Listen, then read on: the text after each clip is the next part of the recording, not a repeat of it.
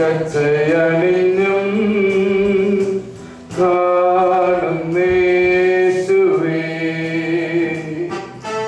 ആദ്യനും അന്ത്യനും നീ മാത്രമേശുവേ സ്തുതികൾക്കും പുകഴ്ചയ്ക്കും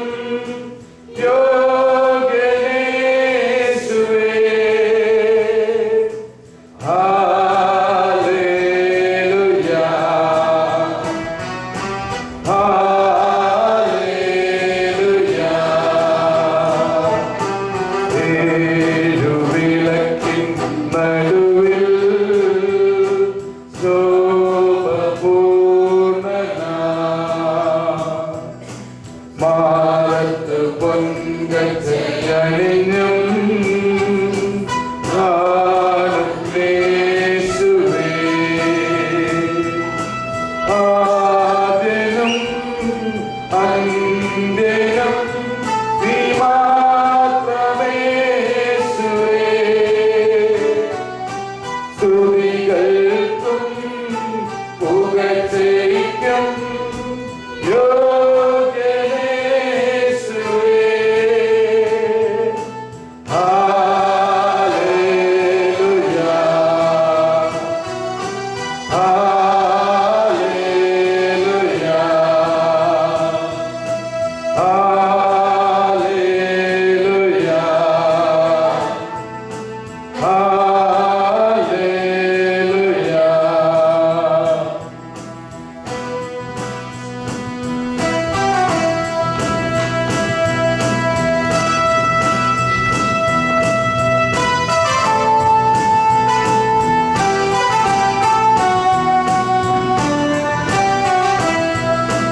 എന്റെ ഇഷ്ടങ്ങളൊന്നുമേ വേണ്ട യേശുവേ നിന്റെ ഹിതത്തിൻ നിറവിൽ ഞാൻ പ്രശോഭിക്കട്ടെ ആദ്യനും അന്ത്യനും നീ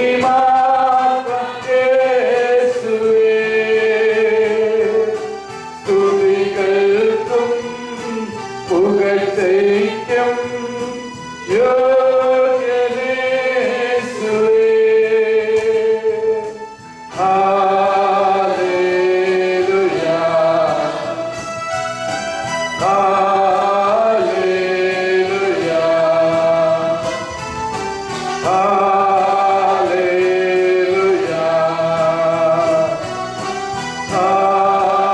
ഹല്ലേലൂയ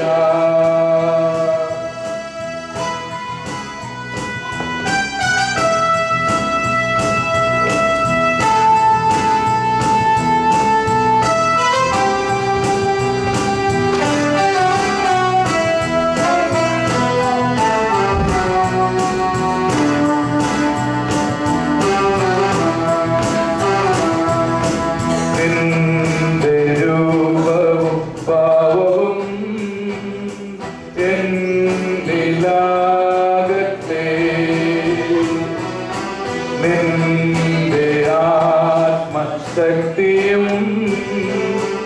എന്നിൽ കവിഞ്ഞിടട്ടെ ആദ്യനും അന്ത്യനും നീ മാത്രമേശുവേ സ്തുതികൾക്കും പുകഴ്ചയ്ക്കും യോഗ്യനേശുവേ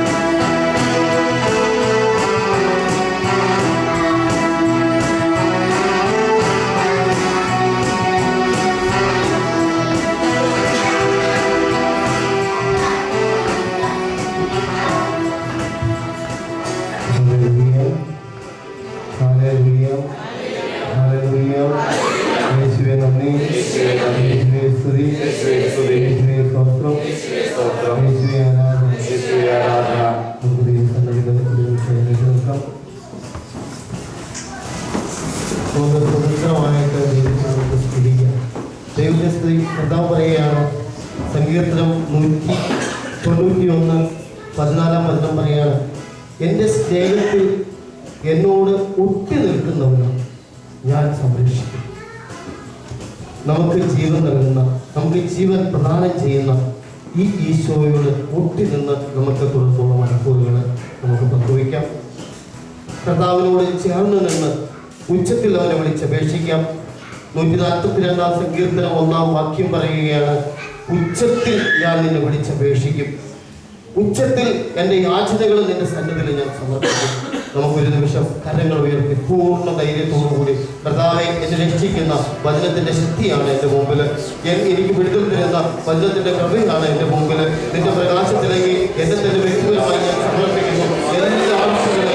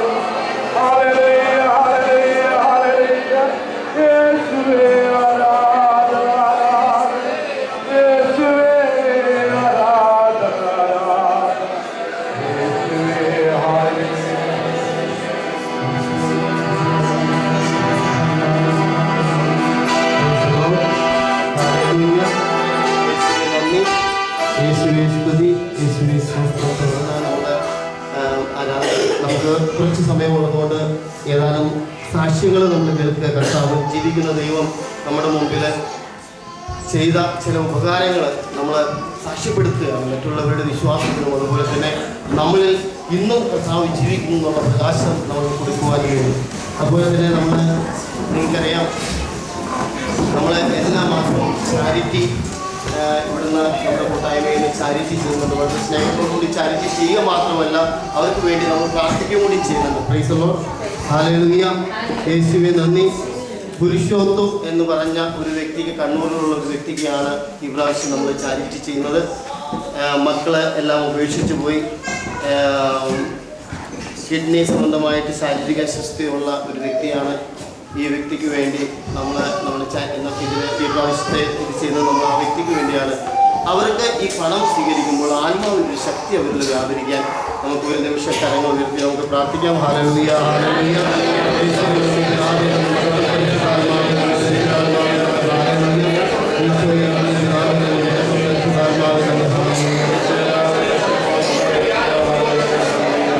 കർത്താവിന്റെ വചനം പറയുകയാണ്, നീ ദാനം ചെയ്യുമ്പോൾ, ദാനധർമ്മം ചെയ്യുമ്പോൾ നീ ആളെ നോക്കി, അർഹതപ്പെട്ടവനെ നോക്കി കൊടുക്കണം. Praise the Lord, hallelujah. നമ്മൾ ശരിക്കും കുറേ ലിസ്റ്റുകളൊക്കെ വെച്ച് പ്രാർത്ഥിച്ച് അതിൽ നിന്ന് ഒരു വ്യക്തിയെ തിരഞ്ഞെടുത്ത് തന്നെയാണ് നമ്മൾ അങ്ങനെ ചെയ്യുക. ഹല്ലേലൂയ, യേശുവേ നന്ദി. അതുപോലെ തന്നെ നമ്മൾ ഒത്തിരി സാക്ഷ്യങ്ങൾ ഇവിടെ കേട്ടിട്ടുണ്ട്. നമ്മൾ ഈ പ്രാർത്ഥന ബുക്കിൽ എഴുതിയിട്ട് പ്രാർത്ഥിക്കുന്ന പ്രാർത്ഥനകളിൽ പലരും ഈ ആരാധന കഴിയുമ്പോൾ തന്നെ സാക്ഷ്യപ്പെടുത്തുന്ന അനുഭവങ്ങൾ നമ്മുടെ ജീവിതത്തിൽ ഉണ്ടായിട്ടുണ്ട്. ഹല്ലേലൂയ. അതുകൊണ്ട് നമ്മൾ എഴുതി നമ്മൾ സമർപ്പിക്കുന്ന ഈ പ്രാർത്ഥനകൾ പ്രകാശമായ ഈശോയുടെ മുമ്പിൽ വെച്ച് നമ്മൾ സമർപ്പിച്ച് പ്രാർത്ഥിക്കുകയാണ്. ഒരു നിമിഷം നമുക്ക് കരങ്ങൾ ഉയർത്തി നമ്മളുടെ എല്ലാ നിയോഗങ്ങളും കർത്താവിനറിയാം. നമ്മൾ എഴുതിയിട്ട നിയോഗങ്ങൾ നമ്മൾ ആരും വായിക്കേണ്ട ആവശ്യമില്ല. ഈ പ്രകാശത്തിലേക്ക് വയ്ക്കുമ്പോൾ ആ നിമിഷം തന്നെ വിടുതലാണ്. നമുക്കൊരു നിമിഷം കരങ്ങൾ ഉയർത്തി ആ വിഷയങ്ങളെ നമുക്ക് സമർപ്പിച്ച് പ്രാർത്ഥിക്കാം. Hallelujah, hallelujah, hallelujah, hallelujah. യേശുവേ നന്ദി, പിതാവേ നന്ദി, മകനേ പരിശുദ്ധാത്മാവേ നന്ദി, പരിശുദ്ധാത്മാവേ നന്ദി, ഹല്ലേലൂയ. യേശുവേ നന്ദി, പിതാവേ നന്ദി, മകനേ പരിശുദ്ധാത്മാവേ നന്ദി, പരിശുദ്ധാത്മാവേ നന്ദി, ഹല്ലേലൂയ. യേശുവേ നന്ദി, പിതാവേ നന്ദി, പരിശുദ്ധാത്മാവേ നന്ദി, ഹല്ലേലൂയ. അതുപോലെ തന്നെ നമ്മൾ എല്ലാ മാസവും ഇവിടുന്ന് നമ്മൾ ഫസ്റ്റ് ഫ്രൈഡേ നമ്മളിവിടെ ശുശ്രൂഷ നടക്കുമ്പോൾ നാട്ടിൽ ഏതെങ്കിലും എന്ന് പറഞ്ഞാൽ ഭക്ഷണം കഴിക്കാൻ സാധ്യതയില്ലാത്ത വ്യക്തികൾക്ക് ഭക്ഷണം കൊടുക്കുന്ന ഒരു സംവിധാനം നമ്മളിവിടെ ഏർപ്പാട് ചെയ്തിട്ടുണ്ട്. ഈ പ്രാവശ്യം 50-ലധികം പേർക്ക് നാട്ടിലെ മൂക്കന്നൂർ എന്ന് പറഞ്ഞ ഒരു അനാഥാലയത്തിൽ നമ്മൾ ഭക്ഷണം കൊടുക്കാൻ അറേഞ്ച് ചെയ്തിട്ടുണ്ട്. നമ്മളിവിടുന്ന് 2 പേര് കൂടി സഹായിച്ചാണ്, രണ്ട് കുടുംബങ്ങളെ സഹായിച്ചാണ് ഈ പ്രാവശ്യം ഭക്ഷണം അറേഞ്ച് ചെയ്തിരിക്കുന്നത്. നമുക്ക് ഒരു നിമിഷം നമുക്ക് വേണ്ടി ഭക്ഷണം കൊടുക്കുക മാത്രമല്ല, അവർ നമുക്ക് വേണ്ടി ഇന്നത്തെ കൂട്ടായ്മയിൽ നമുക്ക് വേണ്ടി അവർ പ്രാർത്ഥിക്കുകയും ചെയ്യും. Praise the Lord. ഹല്ലേലൂയ. അപ്പോൾ ആ കൂട്ടായ്മയും ആ മക്കളെയും ഓർത്ത് പ്രാർത്ഥിക്കാം. Hallelujah, hallelujah, hallelujah.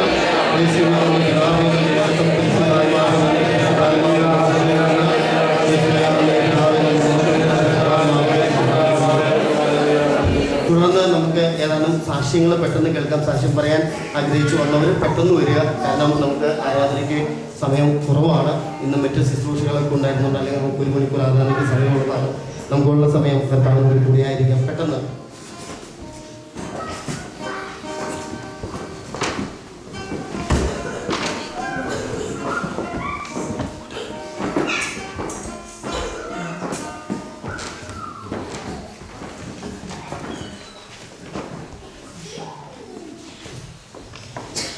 Hello, praise the Lord. ഞങ്ങളുടെ ജീവിതത്തിൽ ദൈവം വലിയൊരു കാര്യം ചെയ്തു. അത് ആ അനുഭവം നിങ്ങളായിട്ട് പങ്കുവയ്ക്കാൻ ഞങ്ങൾ ആഗ്രഹിക്കുകയാണ്. ദൈവനാമത്തിൻ്റെ മഹത്വത്തിന് വേണ്ടി പങ്കുവയ്ക്കാൻ ഞാൻ ആഗ്രഹിക്കുകയാണ്. എൻ്റെ പേര് സോണിയ. എൻ്റെ മൂത്ത മകനാണ് ജെയ്സൺ. അവൻ സംസാരിക്കില്ലായിരുന്നു. സെക്കൻഡ് ഇയർ വരെ അവൻ സംസാരിക്കില്ലായിരുന്നു. അപ്പോൾ എല്ലാവരും ഒന്ന് സംസാരിക്കായിരിക്കുന്നു, പക്ഷേ 2 വർഷമായി കഴിഞ്ഞിട്ട് സംസാരിക്കില്ലായിരുന്നു. ഇതിനിടയ്ക്ക് ഒത്തിരി speech and language therapy assessment ഒക്കെ ഒത്തിരി ചെയ്തായിരുന്നു. അപ്പോൾ ഫൈനൽ റിപ്പോർട്ട് വന്നത് അവന് മോഡറേറ്റ് സിവിയർ സ്പീച്ച് പ്രോബ്ലം ഉണ്ടെന്നാണ് അവർ പറഞ്ഞത്. അപ്പം അത് ആദ്യം കിട്ടിക്കഴിഞ്ഞപ്പോൾ, പേപ്പർ കിട്ടിക്കഴിഞ്ഞപ്പോൾ, അതിൻ്റെ റിസൾട്ട് കിട്ടിക്കഴിഞ്ഞപ്പോൾ അത് ഞാൻ മാതാവിന് മുമ്പിൽ കാഴ്ചവെച്ച് സമർപ്പിച്ച് പ്രാർത്ഥിച്ച് ആ രൂപത്തിന് മുമ്പിൽ അടിയിൽ വെച്ചു ഞാൻ. അതിന് ശേഷം ഞങ്ങളുടെ പ്രാർത്ഥന കൂട്ടായ്മയിൽ എല്ലാവരും ഇവന് വേണ്ടി പ്രാർത്ഥിക്കുന്നുണ്ടായിരുന്നു, പ്രത്യേകം പ്രാർത്ഥിക്കുന്നുണ്ടായിരുന്നു. അതോടൊപ്പം തന്നെ ദിവ്യാനന്ദ രൂപത്തിൻ്റെ മുമ്പിൽ എന്നും മുട്ടുമടക്കി ഞാൻ പ്രാർത്ഥിക്കായിരുന്നു. കർത്താവേ, എൻ്റെ മോൻ്റെ നാവിൻ്റെ കെട്ടഴിച്ച് മാറ്റണേ, പരിശുദ്ധാത്മാവിൻ്റെ ശക്തി അവനിൽ പ്രകടമാകണേ കർത്താവേ.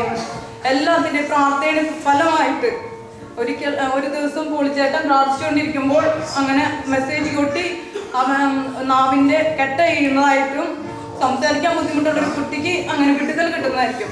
അങ്ങനെ ഞങ്ങൾ ഉറച്ചു വിശ്വസിച്ചു ഇവനാണ് അതെന്നുള്ളത്. അത് പിന്നെ കുട്ടി നന്നായിട്ട് സംസാരിക്കാൻ തുടങ്ങി. ഇപ്പം നന്നായിട്ട് സംസാരിക്കും, ഒത്തിരി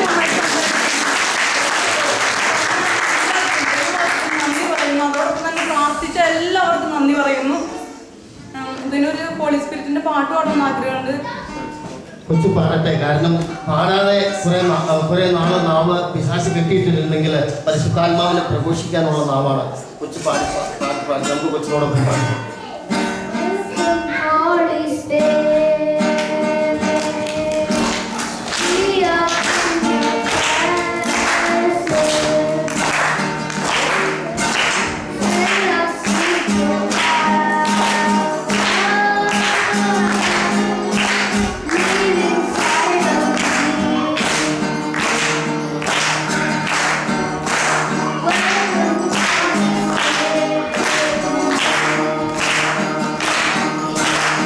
We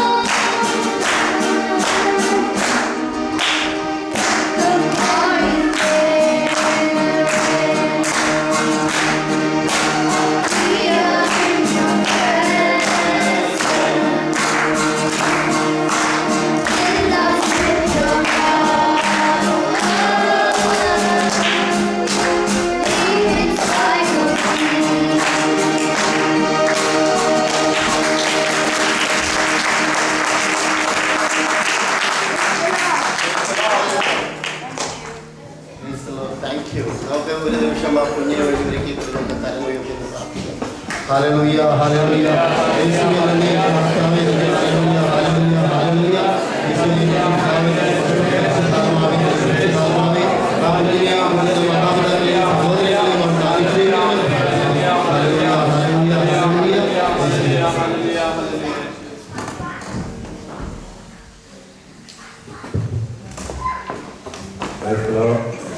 ഹല്ലേലൂയ ഹല്ലേലൂയ. ഞാൻ പറയാൻ പോകുന്ന സാക്ഷി എൻ്റെ വൈഫിൻ്റെ ഫാദറിൻ്റെ ഒരു സാക്ഷിയാണ്. അദ്ദേഹത്തിന് പെട്ടെന്നൊരു ഓർമ്മക്കുറവുണ്ടായി. അങ്ങനെ ഡോക്ടറെ ചെക്ക് ചെയ്തപ്പോൾ തലയ്ക്ക് ബ്ലീഡിങ് ഉള്ളതായിട്ട് കണ്ടുപിടിച്ചു. അത് 2-3 മാസം മുമ്പ് പെട്ടെന്ന് വീണാൽ അന്ന് ആരും മൈൻഡ് ചെയ്തില്ല. പക്ഷേ അത് ക്രമേണ അത് ബ്ലീഡിങ് ഉണ്ടായിട്ട് ഓർമ്മ നഷ്ടപ്പെട്ടു പോയി. അങ്ങനെ പെട്ടെന്ന് തന്നെ ചെത്തിപ്പുഴത്തിൽ അഡ്മിറ്റ് ചെയ്തു. അവരൊരു മേജർ ഓപ്പറേഷൻ വേണമെന്ന് പറഞ്ഞു. അങ്ങനെ ഇവിടെ ഞങ്ങൾ പോലീസിനെ വിളിച്ച് പറയുകയും ഇവിടെ മാധ്യസ്ഥ പ്രാർത്ഥന നടത്തുകയും ചെയ്തു. ഞങ്ങളെല്ലാവരും ഒരു ദിവസത്തെ ഫാസ്റ്റിംഗ് പ്രയർ എടുത്ത് നടത്തി. അന്ന് ഓപ്പറേഷനായിരുന്നു. പക്ഷേ കർത്താവിൻ്റെ അനുഗ്രഹത്താൽ ആ മേജർ ഓപ്പറേഷനുള്ള ചെറിയൊരു കീഹോൾ ഓപ്പറേഷനിൽ കൂടെ ഓപ്പറേഷൻ ചെയ്യുകയും അത് ഓർമ്മ കംപ്ലീറ്റ് ആയിട്ട് കർത്താവ് തിരിച്ചു കൊടുക്കുകയും ചെയ്തു. അതുപോലെ തന്നെ ഇപ്പോൾ സുഖമായിട്ട് അദ്ദേഹം നോർമലായി ഓർമ്മയെല്ലാം പരിപൂർണമായി തിരികെ കിട്ടി. അതുപോലെ തന്നെ ഞങ്ങളുടെ PR അഡ്മിനിസ്ട്രേഷനിലായിരുന്നു. യാതൊരു പ്രശ്നങ്ങളും കൂടാതെ കർത്താവ് PR വരികയും ചെയ്തു. കർത്താവിന് 1000 നന്ദി അർപ്പിക്കുന്നു.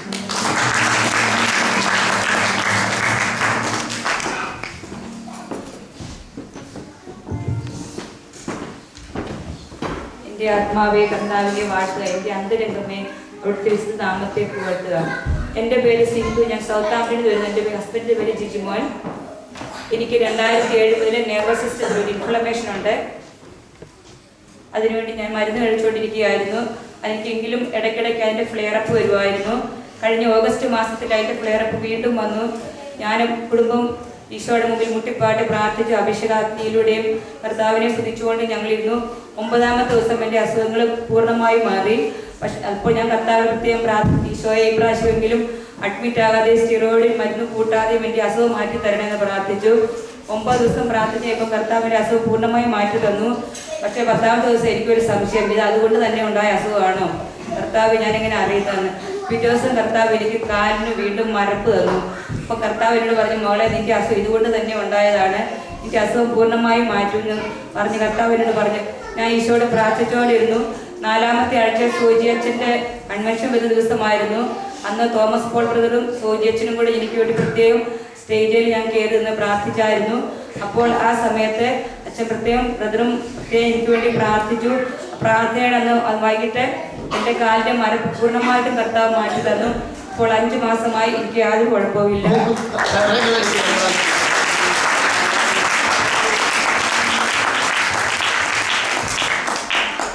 അതുപോലെ കഴിഞ്ഞ 2-3 ആഴ്ചയായി എനിക്ക് എൻ്റെ ശരീരത്തിൽ ഒരു മുഴയുണ്ടായിരുന്നു, ചെറിയൊരു മുഴ. ഞങ്ങളുടെ കുടുംബം ആകെ വിഷമിച്ചിരിക്കുകയായിരുന്നു. ഞങ്ങൾ ഈശോയുടെ മുമ്പ് മുട്ടിപ്പായ പ്രാർത്ഥിച്ചു. ഇന്നത്തെ സ്കാനിൽ അവർ പറഞ്ഞു അതൊരു സിസ്റ്റ് മാത്രമാണ്, യാതൊന്നും പേടിക്കാനില്ലെന്ന്.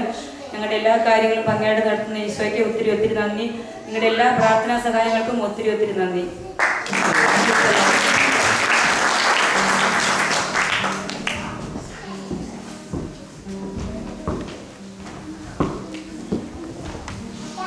Praise the Lord.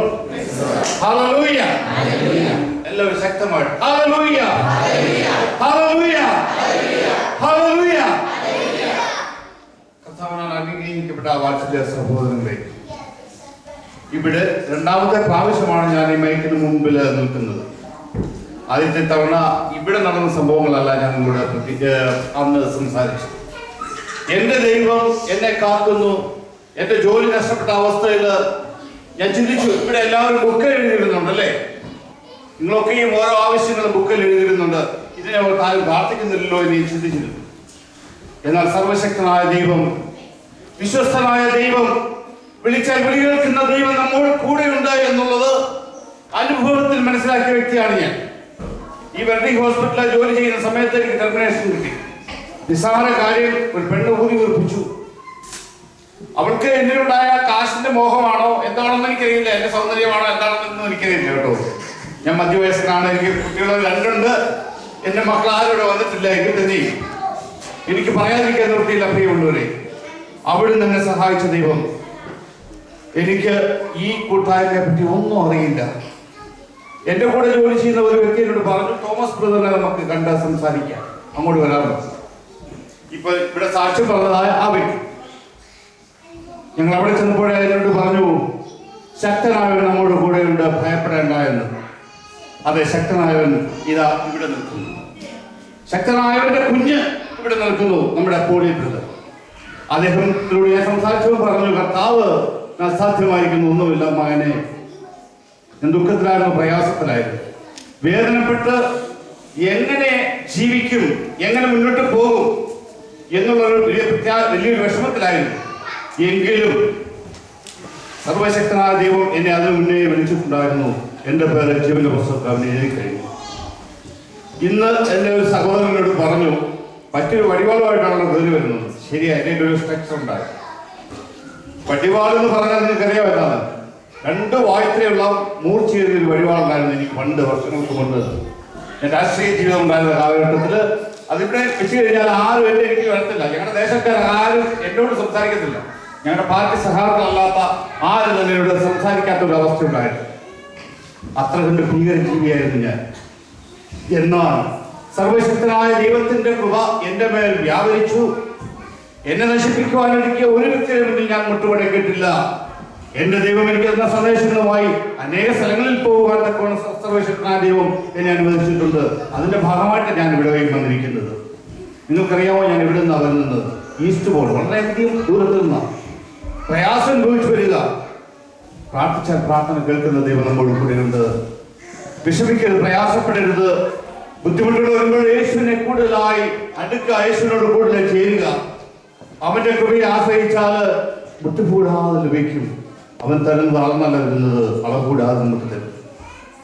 പ്രിയമുള്ളവരെ, എനിക്ക് NHS ജോലി നഷ്ടപ്പെട്ടു എന്ന് എൻ്റെ മാനേജർ എന്നോട് പറഞ്ഞപ്പോൾ ഞാൻ പറഞ്ഞു, കർത്താവേ, ഞാൻ നിന്നോട് ചോദിച്ചിട്ട് കയറി തന്ന ജോലിയാണ്, അത് നീ നഷ്ടപ്പെടുത്തുകയാണോ എന്നൊരൊറ്റ ചോദ്യവും പ്രാർത്ഥനയും ഉപവാസവും ഒക്കെ എടുത്തു.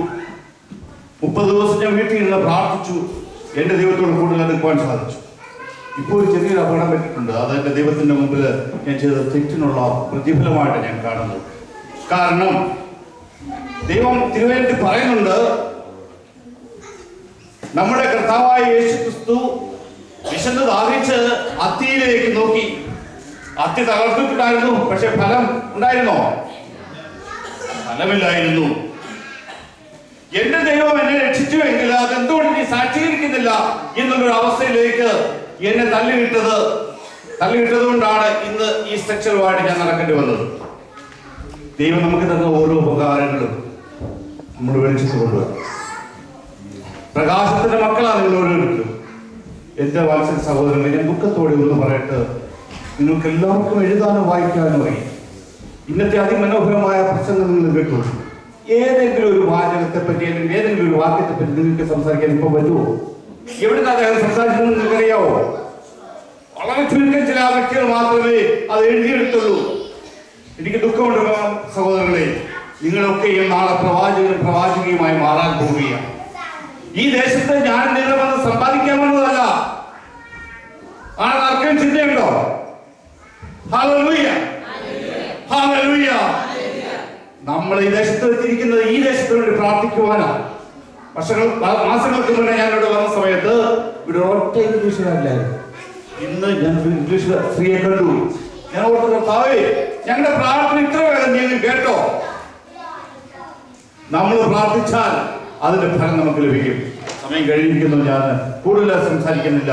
ദൈവം അനുവദിച്ചാൽ ഇവിടെ നിന്നൊരു വചന ശുശ്രൂഷ ചെയ്യാൻ എന്റെ ബ്രദർ അനുവദിക്കും. അത് മുന്നോട്ട് വരുമ്പോൾ കാണാം.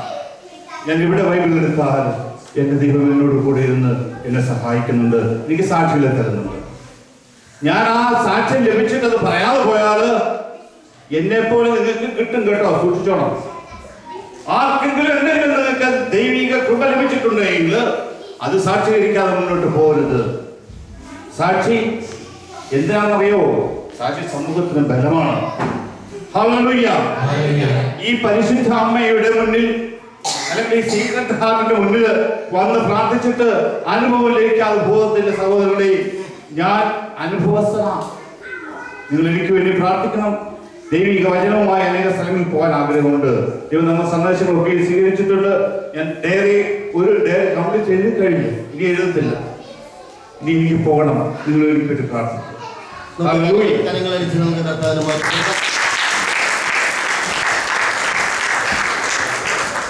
നമുക്ക് നിമിഷം കൂടി ദൈവസന്നിധിയിൽ നമുക്ക് എഴുന്നേറ്റ് നിൽക്കാം.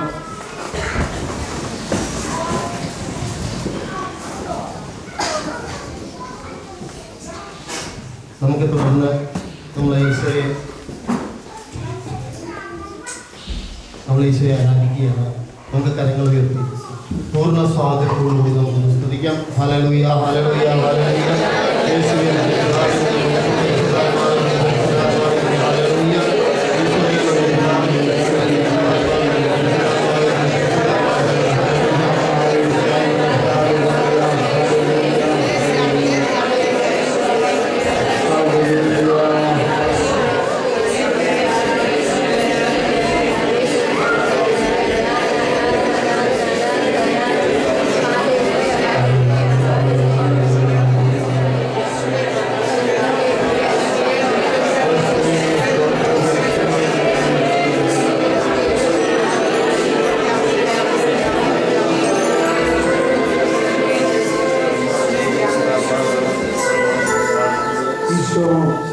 സർവാധിപനാണെന്നുള്ള ഒരു ചിന്തയിലേക്ക് വരിക.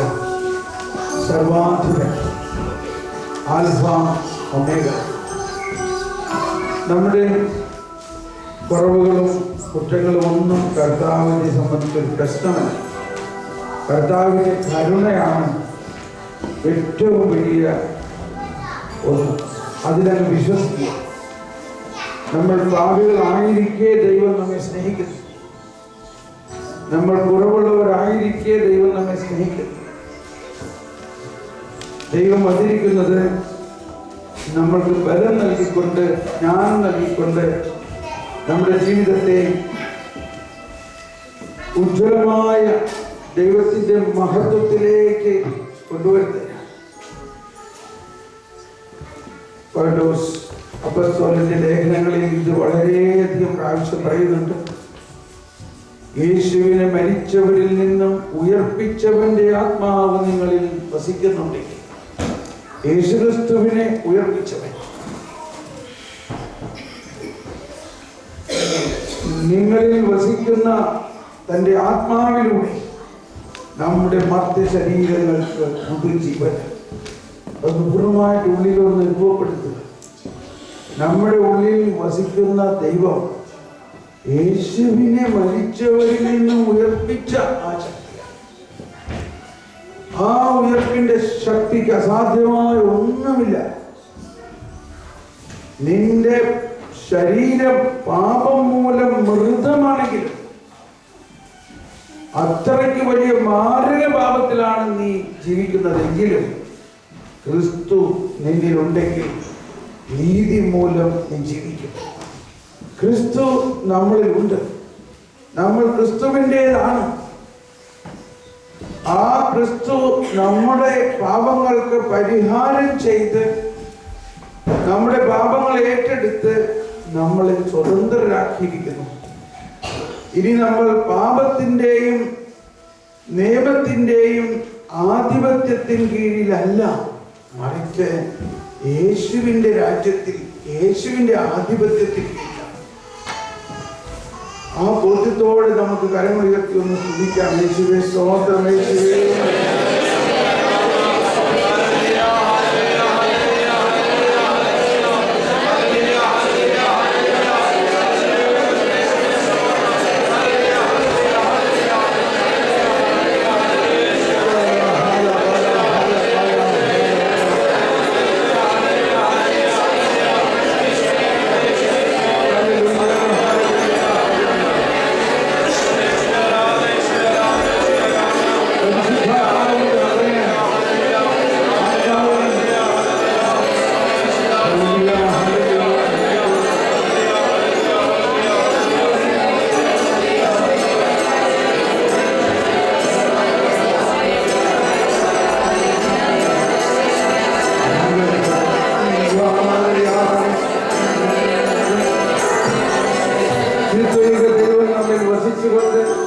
ദൈവത്തിന്റെ ആത്മാവിനെ നമ്മളിൽ ലയിപ്പിച്ച് കുറിച്ച് നമ്മുടെ ആത്മാവിനെ ജ്വലിപ്പിക്കുന്ന ഈ ഗാനം നമുക്ക് പാടിക്കൊണ്ട് ജീവജലത്തിൻ അരുവിയായി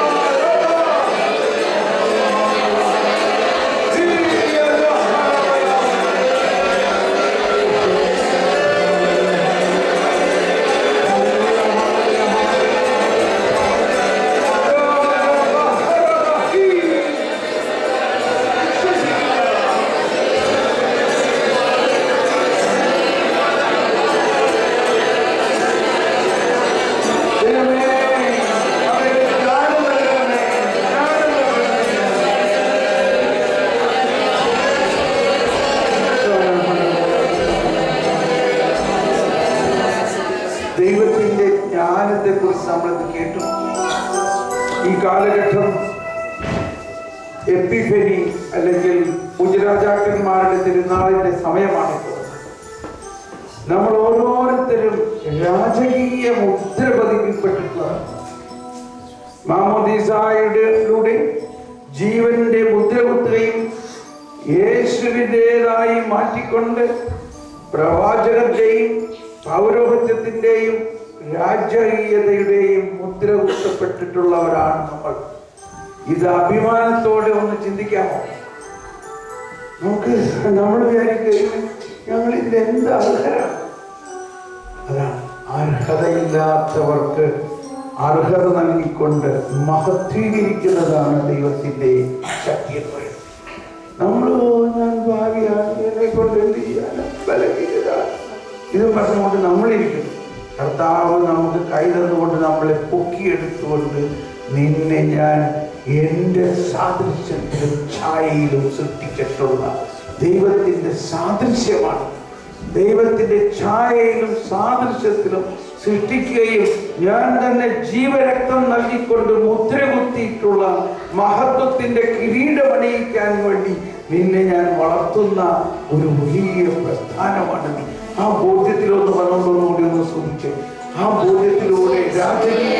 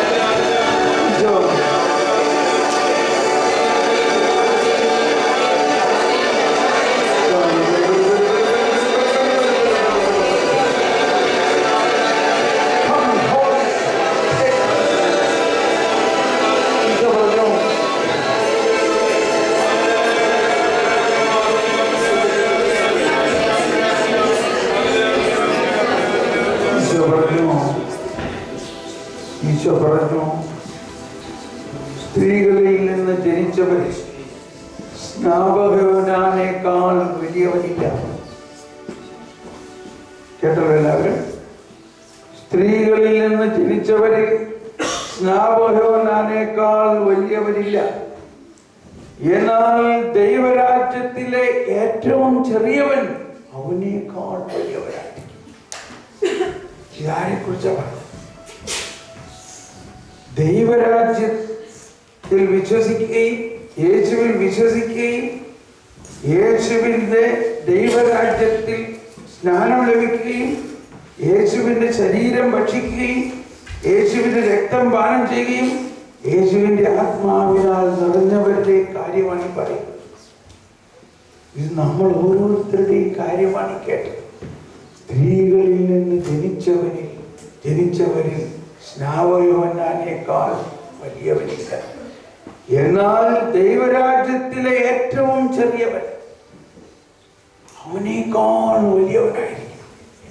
വലിയ മഹത്വത്തിൻ്റെ അഭിമാനത്തോടെ ഉൾക്കാഴ്ചയോടെ ദൈവിക ജ്ഞാനത്തോടെ ഉൾക്കൊണ്ടുകൊണ്ട് ഇതാ പഴയ നിയമത്തിലെ സകല പ്രവാചകന്മാർക്കും ലഭിക്കാത്ത ഭാഗ്യമാണ് നമുക്ക് ലഭിച്ചിരിക്കുന്നത്.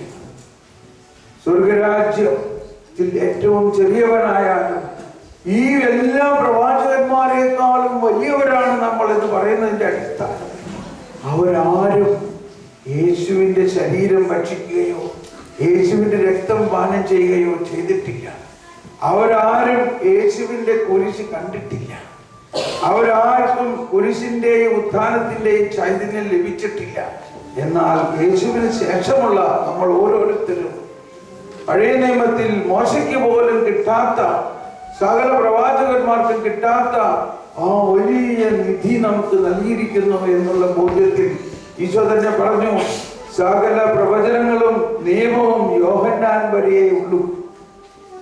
പ്രവചനങ്ങളും പ്രവാചകന്മാരും നിയമങ്ങളും യോഹന്നാൻ വരെ ഉള്ളൂ എന്ന് പറഞ്ഞാൽ അവയെല്ലാം യേശുവിൽ പൂർത്തിയായിരിക്കുന്നു എന്നർത്ഥം.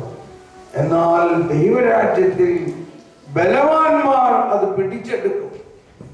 ബലവാന്മാർ എന്ന് പറയുന്നത് യേശുവിൻ്റെ ശരീരവും രക്തവും യേശുവിനെയും സ്വീകരിച്ച് ബലവാനായ ദൈവം നമ്മോട് കൂടെ വസിക്കുന്ന അവസ്ഥയ്ക്കാണ്. ഇത് നമ്മളെ സംബന്ധിച്ച് സംഭവിച്ചു കഴിഞ്ഞിരിക്കുന്നു. കേൾക്കാൻ ചെവിയുള്ളവർ കേൾക്കട്ടെ. ഈ ബോധ്യത്തോടെ നമുക്കൊന്നുകൂടി വിശ്വാസത്തിന്റെ വലിയ ഈ രഹസ്യങ്ങളെ ഉൾക്കൊണ്ടുകൊണ്ട് നമ്മൾ നിസാരരല്ല, നമ്മൾ ദൈവമക്കളും ദൈവഭവനത്തിലെ അംഗങ്ങളും ആണ് എന്നുള്ള അപ്പസ്തോലന്മാരുടെ ആവുന്ന പാറമേൽ പണിതുയർത്തപ്പെട്ടിരിക്കുന്നവരുമാണെന്നുള്ള ആ ബോധ്യത്തോടെ ഒന്നുകൂടി നമുക്ക് ആർപ്പുവിളികളോടെ സ്തുതിച്ചുകൊണ്ട് ആ പരിശുദ്ധാത്മാവിന്റെ ശക്തമായ അഭിഷേകത്തിനായി നമുക്ക്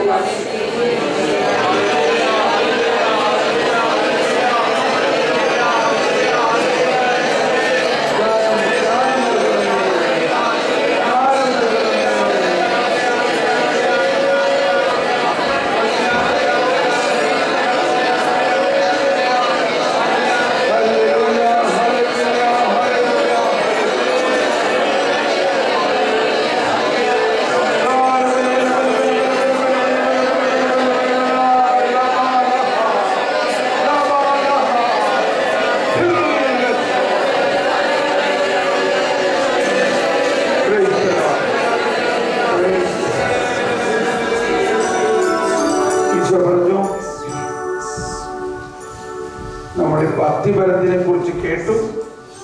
അതിന്റെ മറ്റൊരു വ്യാഖ്യാനം ഇങ്ങനെയാണ്: ഈശോ അത്തിമരത്തിനെ അടുത്ത് വന്നു. അത് ഫലങ്ങളുടെ കാലമല്ലായിരുന്നു.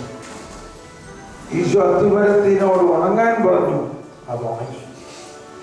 പിറ്റേ ദിവസം രാവിലെ പത്രോസും കൂട്ടരും വന്നിട്ട് വിളിച്ചു, കർത്താവേ, ആ അത്തിമരം ഇതാ പാടെ ഉണങ്ങിപ്പോയിരിക്കുന്നു.